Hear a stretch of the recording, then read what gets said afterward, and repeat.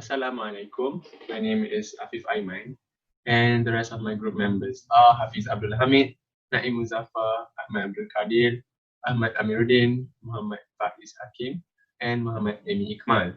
And the title of our project is Online Scamming. So why do we choose this project? Because of this problem. Because why? The internet has a lot of benefit and it eases our daily activities. But this benefits and ease of the internet comes with a few issues, namely the scammers. That's why we are tackling about this issue, right? So what are scammers? Scammers, what they will do, they take advantage of naivety of the lesser adept people or the people who are less tech savvy to make a profit out of them. And our objectives of our project are to name and describe the different forms of online scamming, to use any method in collecting the information about scamming and its prevention, to explore possible solutions in preventing online scamming, and to increase awareness of public about online scamming as in public approaches. The next subtopic is the means of collecting information. So the first method that we use in the study is by doing an online survey. In this survey, we included a few questions that related to the topic so that we can understand how people perceive it. So what have we gained from the study?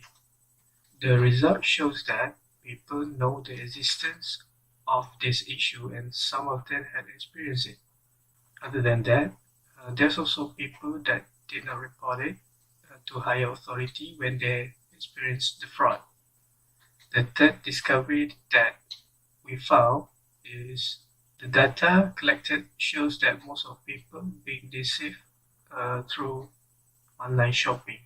So the next method that we use in the study is online research.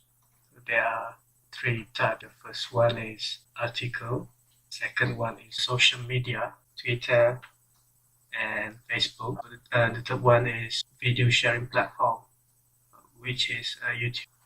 So from the method, the issue is very, can say it is very problematic, and it has become worse throughout time. The scammers have evolved, we can say that. For the solution, we had proposed a few steps, and my friends will try to explain it so that people can try to test it in order to prevent it from happening in the future, inshallah. What is scamming? So scamming is defined as a fraudulent or deceptive act or an operation, and it is mainly done to obtain something valuable, namely money or any valuable items. There are about 90 known methods of online scamming used worldwide based on Region 2 2019. So there are, apart from the 19 types of scams, we are going to highlight phishing emails, telecommunication scams, online shopping scams, Nigerian scams, identity theft, and online dating scams. So firstly is the phishing emails. So phishing emails are basically the scammers sending you fake emails in order to obtain your personal information, namely your passwords, your credit card number, or any of your bank credentials. It will be in a form of threat where they will threaten to shut down your account if you do not respond, or they will make false claims that your account has been compromised by other parties. But if you click on that certain emails or links, the scammers can hack your information and will use it to steal from you. So that's phishing emails. Next is the Macau telecommunication scam.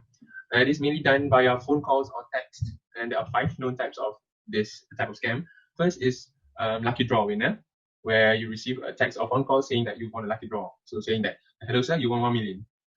And then when you tell your account number or whatever, they will hack your account, they will use that credential, they will steal from you. Next is impersonation. They will impersonate either kidnappers, police, government officials, bank officials, with one goal of threaten you to release an amount of money to them. And the last one is a scam using postage. It's by Suraya 2019. Next is the online shopping scam. So this type of scam is currently at the top right now because we are shifting towards online shopping. So there are 2 methods of you getting fooled by the online shopping in this online shopping. So first, if you went into a fake shopping website that sell luxurious items for a bargain price, so it's like a shady website that you went into, and the seller will ask you to pay via online transfer or the credit card prior to receiving the items, but you never receive the items at all, or you receive an item but it's not the same as what they sell in the website. Next is the Nigerian or advanced fee scam. Okay, so this is quite complicated way of scamming So first, you will receive an unknown email asking for help to transfer money for them due to difficulties in their country. They will claim that they are a royalty or whatever, and your personal details will be asked for them to transfer the money because they will guarantee you a sort of reward afterwards. And if you ask them, and then after you settle down with them, then you still didn't receive your reward, and then they will ask an additional advance fee. With the reason, oh, I need an amount of money to give this money to you, but a clueless person would not know, and then your personal details will be used to steal, and your money that is given to them are gone forever. Next is identity theft. So, identity theft is when an imposter obtains key pieces of personally identifiable information to impersonate somebody else. By Rose 2020. There are two categories of identity theft: true name or account takeover. True name is when the thief uses your name, and then they will create a new account of their own by using your personal information. The next one is account takeover, whereby this particular thief will take over your account without changing anything, but they will still impersonate as you. Next is the online dating scam. So to conduct this kind of scam, these scammers must have a high persuasiveness, convincing and manipulating tricks. Because why? They will trick you for months or years into giving them financial aid. They will basically make you fall in love with them, and there will be an emotional connection between you and them. And one of the tricks are they will ask for financial aid for their medical emergencies or to purchase ticket flights to visit you. They will contact you via social media or any dating apps that are available. So be careful. Assalamualaikum warahmatullahi wabarakatuh. My name is Naim Muzaffar bin SHAMSUL MUHARDZI, matric number 1813725. And today I'm going to be discussing from my group 2 solutions that we have discovered to overcome online scamming, namely for catfishers in the online dating scene, as well as how to overcome advance fee scams. So let's talk about catfishing scams, namely what is catfishing and what does it mean to catfish someone. A scammer typically reuses a attractive person's picture and sets that as their profile pic. So other people of these online dating apps will perceive that the person they are talking to is exactly the same as the person they are talking to according to this profile picture. So as you can see from this cartoon, which accurately describes what catfishing is, this woman assumes that she is talking to this man in her head, which the guy on the right had set as his profile picture. And alternatively, the man is also thinking that he is talking to this beautiful woman that he's picturing in his head, when in reality he is talking to someone on the left.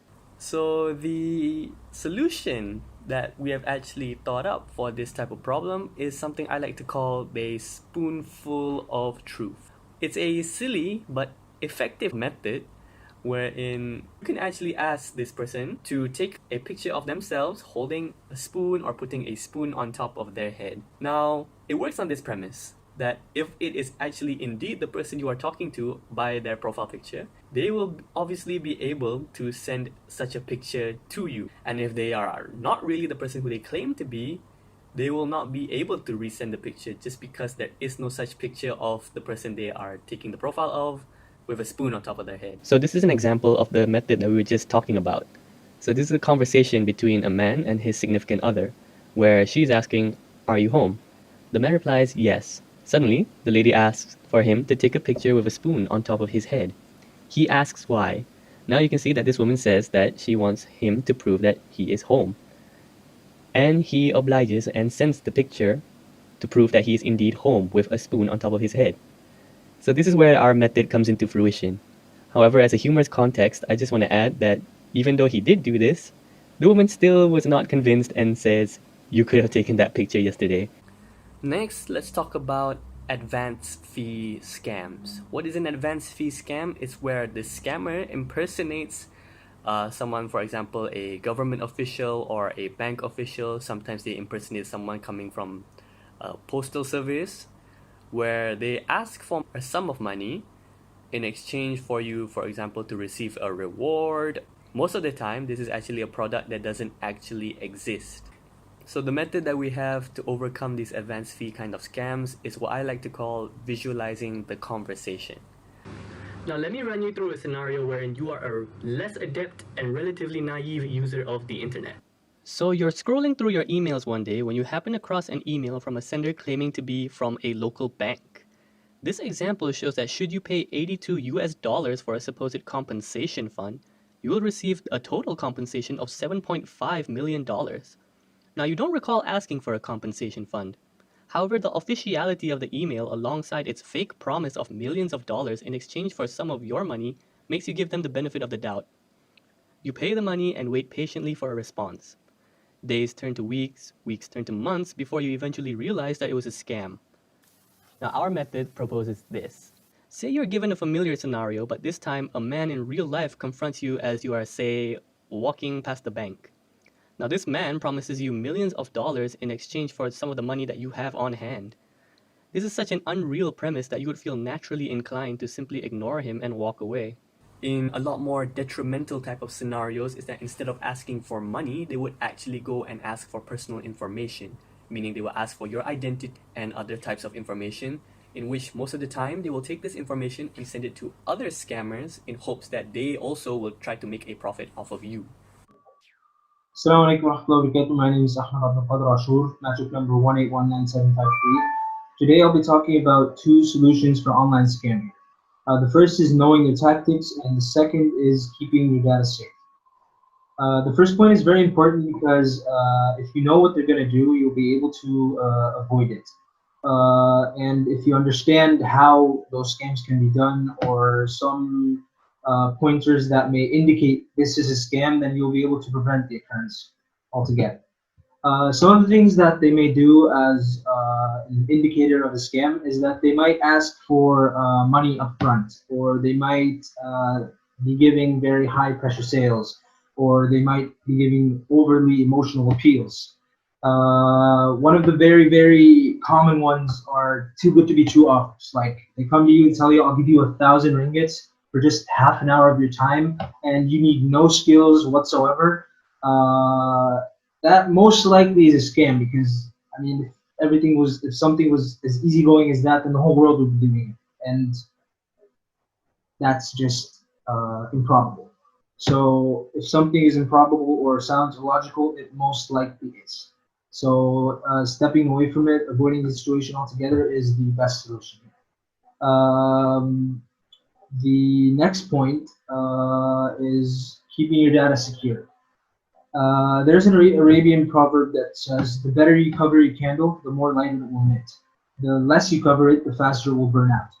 The metaphorical meaning of this is that if you cover your candle, the candle here is your data, the more light it will emit. It means that it's going to be safe and secure, and the money will not, be stolen or whatever. So, and the less you cover it, the faster it will burn out, meaning that the less you cover it, the more people that can access it, then the more likely the chances of you getting robbed. So never share your confidential information to anyone. Bank account details should only be known by you, or maybe your spouse or your parents, but nothing further than that. PIN numbers and passwords should never be shared, even with friends, because unfortunately sometimes friends are just people there that try to gain your trust, and then they end up stabbing you in your back by stealing from you, or putting you in a situation where you're convicted of tax fraud or something. So keeping your data secured completely from everyone is basically one of the best situations here, or best solutions. Okay, Bismillahirrahmanirrahim. So the next solution will be keep calm and Google it first. What does it mean? It means be relaxed, cool, have a break, and then search for it and before making any decision. Emotion plays an important role in influencing our decision making in response to certain things or certain condition.